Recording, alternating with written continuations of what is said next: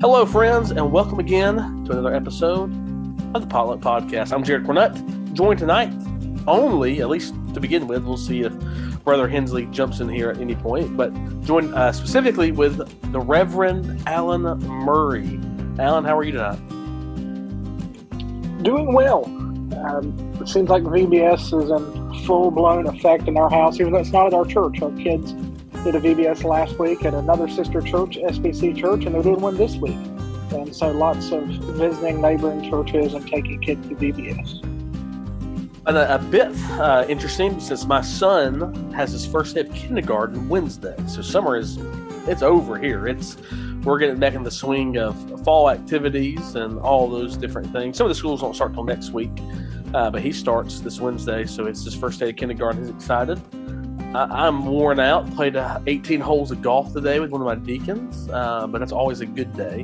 And I had a meeting with a gentleman who's looking to join our church before that. So it was a very fruitful day. And then we went to the Rainforest Cafe tonight to celebrate the first week of Andrew's school. I don't know if you've ever been to a Rainforest Cafe. The food is very subpar, but there's like animals and things like that. It's a very kid thing. So he's very excited. My wallet didn't love how much we spent to go eat there. And what's wild is I had to get a reservation like a week in advance, and it books up like crazy, and it was packed. But we had a good time doing that. But we're not here to talk about the Rainforest Cafe or golf or any of those things. We're here to talk about Southern Baptist life. And the first thing that I just want to mention, and this is not really something that we'll spend time discussing, but I think it's worth mentioning that Bart Barber, the president of the Southern Baptist Convention, has named the abuse task force members that he was charged to do at the annual meeting for the ARITF, is what that has become known as, the Abuse Reform Implementation Task Force. There's an article on Baptist Press about this. We'll link it in the show notes. We talked about last week that Marshall Blaylock was appointed to chair this committee, pastor of First Baptist in Charleston, South Carolina, the oldest Southern Baptist Church. And Mike Keybone, pastor of First Baptist Church in Lawton, Oklahoma, will be the vice chair. But the rest of the committee was announced. Todd Binkert, pastor and lead elder of Oak Community Church in Indiana. Melissa Bowen, a church member at First Baptist Church of Prattville, Alabama. Brad Eubank, senior pastor of Petal First Baptist Church in Petal, Mississippi. Cindy Lott, who is a member of a church in Morganton, North Carolina. John Nelson, who is a lead pastor in Jefferson City, Missouri. Jarrett Stevens, who pastors a very large church in Houston, Champion Forest Baptist Church. And Greg Wills, who is a member at Travis Avenue Baptist Church, but also teaches at the Southwestern Baptist Theological Seminary, where he's the dean of the School of Theology. And so, Alan, just very quickly, how can we pray for these members as they go on this noble task? I would say two things to really pray for clarity and understanding, wisdom. I think those things can be lumped together, and pray for unity. Unity for them and unity for the convention as we respond.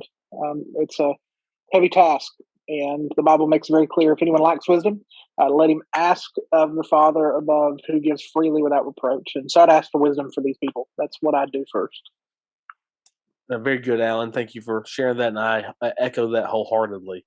There's an article on Baptist Press about how churches can be personalized partners for local school ministries, and you can read about how two churches, in fact, I know two of the pastors, Cody Watson and Peter Burnmeister, I guess is how you pronounce that, but Peter is a member of the Baptist Review, and Cody Watson is a brother I've known for a few years, and talks about what their churches do to partner with schools. I think that partnering with schools is really important. And our church here locally does two things that I think are, well, actually a couple of things that we do helps. First is that we give a Starbucks gift card. We have a middle school and elementary school in arm's throw. You can hit them with a rock from our church, basically. And every year, to encourage the teachers, we give them a Starbucks gift card. I know there's better coffee out there, but in Dallas-Fort Worth, there are Starbucks literally everywhere. I think I passed 4 on the way from my house to the church, and it is a 10-minute drive. I passed 4 Starbucks. And so that's just something anybody can go get. Probably everybody there has a drink they at least can tolerate from Starbucks.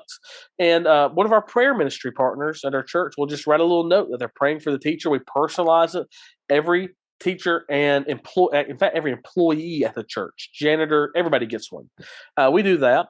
And several years ago, we started a ministry with our middle school that's right next to us, where every Wednesday night, actually, really every Wednesday afternoon at 3:30, over 100 middle schoolers come to our church. They play basketball and volleyball or indoor soccer. They have tutors that are there to help them do their homework. We provide them dinner every night, and they get a nice full dinner. And if their parents work late, they can stay and participate in church. In fact, we encourage them to stay, go to youth group, and do those types of things. We also do devotion every week. A different member of our church. I do one. Everyone does one, and they just share whatever God's put on their heart and share with these kids. And it's really great because a church member just noticed this one day. He said, I look out and all these kids are just walking right past our church to go home. Probably a lot of them go home because their parents in our community, most parents are either single parents around us or both parents work. So what if we provided an atmosphere for them to get a great dinner, for them to be safe? And it has just been a hit for years and years at our church. And in fact, the school loves it. They promote it. They encourage the kids to go. And so it's just a really simple way for us to support the middle schoolers right down the road from us. And in fact, many of them have come to know Christ through this. Some of them have even brought their parents to our church and seen their parents be baptized. This is a very, very cool ministry. And then with our elementary school, we do this thing called Reading Buddies. And it's really just an opportunity to be partners with elementary school students. A lot of our senior adults do this where they help teach these young elementary students to read. And some of them become mentors for them. In fact, several of our church members on Sunday mornings will go and pick up their reading buddies and bring them to church on Sunday mornings, or they're at the playground. We sit at the playground with them. And it's just a really cool way for our church to partner with that. Now, there's all kinds of ways for your church to partner as well. When I was in another church, we did what was called the Good News Club. Alan, you ever heard of that? Good News Club? It is just basically an after-school program where you get to be in the schools teaching the gospel to kids, and we would average 80 kids or so that would stay. We provide snacks for them, and they would rotate and do these types of things, and it was a big, big hit. And so I think, Alan, you're in a unique situation where you don't really have you're very rural, and you'll talk about this in a moment. But you're not close to a school at all. 30 minutes to the closest school makes it kind of hard to partner with a school in that situation. But if you're like I am in a metroplex or in a city that has schools nearby, I would encourage you, seek out however you can to partner with your schools. You never know who you may reach, who you may influence, who you may encourage. In fact, every Sunday in the month of August, we are praying for our schools in some aspect. We prayed for teachers last Sunday. We're praying for students this coming Sunday. We're praying for all employees of the school the next Sunday. And the last Sunday, we're praying for the Board of Education. We have retired school teachers. We have school teachers in our church. We have a school board member in our church. And so I just think it's important to be involved in your schools. I know that there is a lot of press right now about public schools and books in public schools, things that are being taught, things teachers are saying. And I think those are things that we should care about intently, and things that we should watch out for, and things that we should be actively engaged in protecting our young people. But also there are many great teachers who need to be encouraged, and those students need to hear the gospel. And so read this article on Baptist Press. I think it's got a lot of great insights and information on there, and maybe give you some ideas. And if your church does anything unique, hey, we'd love to hear that. Send us a message on our Facebook page, or message one of us personally and say, hey, this is some things our church does. And maybe we'd bring you on the podcast and you can share about that. So schools, I don't know if you want to add anything to that before you jump over to your topic that you wanted to talk about, but school's starting back up. I thought that would be a pretty good one. You sent it my way, and I thought that was worth talking about. Yeah, it's something I've done previously in ministry. Had great results in my previous pastorate. We were just right up the road from a local elementary school. We kind of adopted them, provided supplies, provided gift cards for teachers and prayer and that kind of thing. For us at our church, while we are far away from any kind of school, we do have some educators that are members of our church. And so I would just resound what you said there at the end, pray for them. It may be a good idea, even from time to time at the beginning of school or the end of school, if they're willing to do it, to spend a special time for them in prayer, maybe even if they're comfortable being in front of the church, being prayed for, because teachers have a hard job, especially in the day in which we live. So I would just encourage you to support them and pray for them, and support the local school. You can have tremendous ministry, just like you said, and like the article from Baptist Press mentioned. But in the vein of being in such a rural area, long ways away from any schools, there's another Baptist Press article that I wanted to share. It says pastors of very small churches express joy, commitment, and challenges. Baptist Press shares a story of an individual who lives out in Austin, Nevada, a church of about 12 people, and has been the pastor there since 2008. Just talking about how he enjoys being the pastor there. Several other pastors in this article who are at smaller churches and enjoy their ministry in smaller churches. Often I'm kind of like Mark Clifton. I don't even like using the language of small church, normative church. There are no small churches in the eyes of the Lord. As Thad Daddle would say, everybody's a somebody in the Lord's body. And so even with my church, we're not a great big church. We run 45, 50 folks on Sunday morning, and I don't like to call us a little church because we have a big Savior. And I think there's great value in that. My first pastorate, we averaged about 15 folks on Sunday morning, and I loved it. I loved my people. There were certainly challenges there when you only have a handful of folks on Sunday mornings when it comes to what you can do and who's doing what, and a lot of folks are doing a lot of things. But there's great value in rural church ministry and even smaller churches in urban settings. Not all churches in urban settings are going to be a mega church. Some settings that are urban, there are some places that would be towns or cities that have as many members as some churches in the Southern Baptist Convention. But there's great value in all sizes of churches. I've always thought as long as the Lord hasn't removed a lampstand from a church, they deserve a pastor. That being said, I posted something on Twitter a few days ago. Just a need that I'm seeing in my area is that there are very few willing and qualified. Sometimes men are qualified and not willing, and sometimes people are willing and they're not qualified. So I give that caveat to pastor some of our rural churches. Within a 30-minute drive of my church, there are at least 5 churches that I know of in my Baptist Association that don't have pastors. And they're all rural churches. And there's just this ongoing, continued need for pastors. I had a conversation with somebody about how they just found this hard to believe. You go to a seminary somewhere like Southeastern or Midwestern or Southern or Southwestern, they're having record enrollment year after year after year. 3,000 students a semester, things like that. How can there be so many people in the seminaries, but there aren't enough pastors? And the reality is, not everybody who goes to seminary becomes a pastor. Not everybody who goes to seminary finishes the seminary or goes into pastoral ministry, those kinds of things. But it's challenging. What do you see in the Dallas area? Do you see a shortage of pastors? I know you're really close to Southwestern Seminary, so that probably changes your dynamic a little bit. Yeah, because we have Southwestern, DBU, and Criswell, and DTS all right here. And so there are no shortage of young men who would jump at the gun to pastor a church. But in fact, there are churches in my association who have been without a pastor for over 2 years. I don't know if that's pickiness by the church committees of these churches, disorganization. I don't know what it is. But when you live in Dallas, Fort Worth, there's people always are willing to move here. People want to live here. Cost of living is high, but there's lots of opportunities. So I don't see it as much, except for in churches that are smaller, because they probably have to be bivocational or could not afford to live on the salary out here. So those are some interesting things that we see.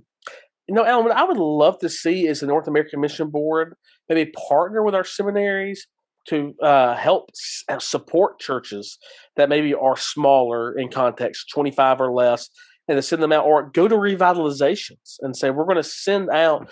We focus so much on planting, and I get it. Planting is important, but what if some of these mega churches, instead of sending out teams to plant, send out teams to revitalize where we already have churches? I think that would be wise and healthy and good. I certainly don't know all the answers. I'm certainly not the one to plan that. Somebody makes more money and is smarter than I should do that. But I do think it's an issue. Why do you think people are just? Is it because they want something bigger? Is that because they want more notoriety? What do you think that is? I think there are probably a number of reasons. When it comes to rural life, it's just not for everybody. It takes some adaptation. if you're used to being, less than 5 minutes from a grocery store or where you live, uh, a bunch of grocery stores probably within 5 minutes from your house. If I want to go to a Walmart supercenter, I've got about a 35-minute drive. If I want to go to a small, very small Piggly Wiggly, I've got a 20-minute drive. I don't even have a Family Dollar or a Dollar General in my community, if that tells you how rural I am. And so some folks say they just don't want to make that rural adaptation. Um, uh, Maybe some folks say they want notoriety. It's hard to gain notoriety, I guess, in a rural church. I don't think notoriety is why anybody should be in the ministry. But I think it's probably two sides of the coin. Some is from applicants and potential ministers going to these churches where they don't want to go there. But the other side is the expectations and the reality of the churches. If they are smaller churches, they may not be able to provide financially for full-time pastorates. And so you are going to have bivocational ministry.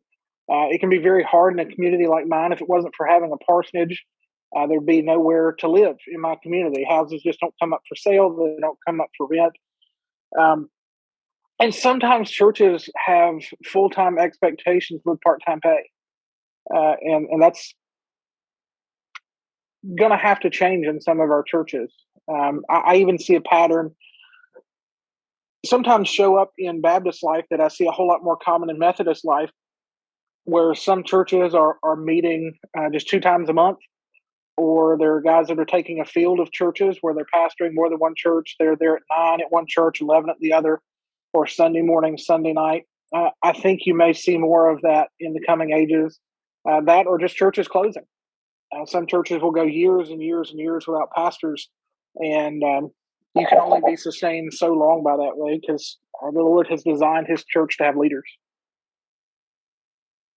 Rural life would be different for us. Let's see, we live 2 minutes from the grocery store, 5 minutes from Target, 5 minutes from Walmart, about a billion restaurants. In fact, our Walmart's one of 25 in the country that have a Disney store inside of it. And so I think my wife would say, God, we need to write that in the sky because she loves that. But, I think guys are just going to be open to going wherever God calls them. We don't know how long we'll be at Plymouth Park. Lord willing, we'll be there for years and years to come. But if not, it could be rural next time. It could be smaller. It could be different. But you just have to be faithful to God's calling. And every church needs a faithful man to pastor it. And hopefully we can stand up to that call and do those things. Alan, anything else on that? No. Love your rural churches. Love your rural association, churches. And you can help them out. Kind of like Jared said, if you got way too many people to do music, I promise you those rural churches could use somebody to help them with music. Yes. Especially when their people aren't there. If you got a bunch of guys that can preach in your church, I struggle. I honestly do. I struggle sometimes to find people to fill the pulpit for me, and I think a lot of it's because I'm so far from everything. So if you can help out in those situations, jump in and pray for your sister churches in the smaller areas. Well, Alan, last Saturday night, my wife and I went down to Cowboys Stadium, and we heard Garth Brooks sing for 3 hours. All the classics, not really a lot of new stuff. He did some covers. And we saw a tweet this week that said, what is the most iconic line in country music history? Now, I'll say this. Even if you don't like Garth Brooks, if you ever get the chance to go hear him live, go. Tickets were $90 a person, no matter where you sat. First come, first serve. And it was the best show I've ever been to. There's a lot of iconic country lines. I think about Mama Tried is a very iconic country line, perhaps one of the most popular country songs of all time. I Walked the Line. I Walked into a Burning Ring of Fire. Yeah, all those. But I said the most iconic country line. I think that anybody that know the song, right, is Blame It All on My Roots. I showed up in boots. I think that's it. I think that's the most iconic country line. In fact, I told my church Sunday, I did an illustration about going to the concert. I said, some of you here may think, how could our pastor go to a Garth Brooks concert? That's such heathen activity. And I said, well, church, if you think that, I just want you to know I have friends in low places. And they all just thought that was hilarious. Alan, I'm interested to hear, my son right here is telling me he's hungry. I'm interested to hear what.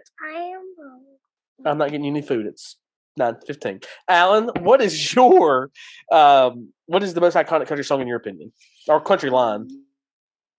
That's hard. I can totally see why you would say what you said. I followed through that thread and saw so many answers, some of which I thought are just terrible. And it's not even my favorite song. I'm not a fan of modern country music, but I do like a lot of older country music. But it's hard to get past "He Stopped Loving Her Today" by George Jones as far as being iconic. If you Yes. look at the CMT top 100 country songs of all time, it's number two, right Wow. behind Tammy Wynette's "Stand By Your Man." But just shortly below that, at number six, is "Friends in Low Places." So I think both of those are Those are pretty respectable. iconic and pretty timeless. I would love to hear Matt's opinion. It'd probably be a Florida Georgia Line song or some other bro country, if I had to guess. Goodness, let's try to avoid that like the plague. Um, there's a lot of iconic country music from times gone by. Johnny Cash. Um,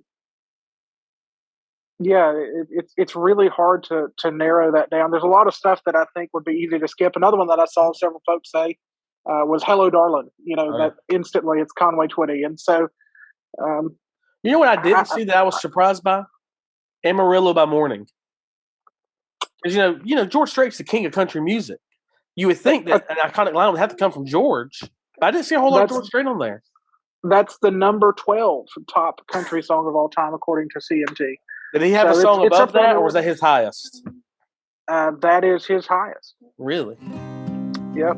So I was surprised to not see more folks mention him as well. Saw several folks quote "The Gambler" by Kenny Rogers. Yeah, that's pretty iconic as well. That is pretty. I think it's another song that everybody knows that song. But I'll tell you, every Alabama football game, about 2 or 3 minutes of the fourth quarter, they play "Friends in Low Places," and 102,000 people who are a lot of them are in a pretty low place, probably at that point. Sing that song out, and it's just one of those songs that everybody knows. And it's the same with the one you mentioned. I mean, we could go back and forth. There's tons of iconic country songs. I think those are both good options. I would be interested to hear what our listeners say. What do you think? How did you answer that? I saw Jonathan Howell agree with me, so at least I got something in common with one of the elites in the SBC. He'll love that I said that, by the way. Alan, anything else before we wrap this thing up and I try to get this kid I thought was asleep back to bed? No, I think we're good. I just feel bad for him because he has come to the potluck and he will not have his fill and he will not have his full. Hey, William, can you say good night, everybody? You can't say that. Can you say roll tide? Can you say I'm hungry? I'm hungry. He whispered it. Well, friends, thanks for coming to the potluck. I hope, unlike William here, you had your fill, had your full. Join us next time. Same Baptist hour. Stay Baptist, my friends.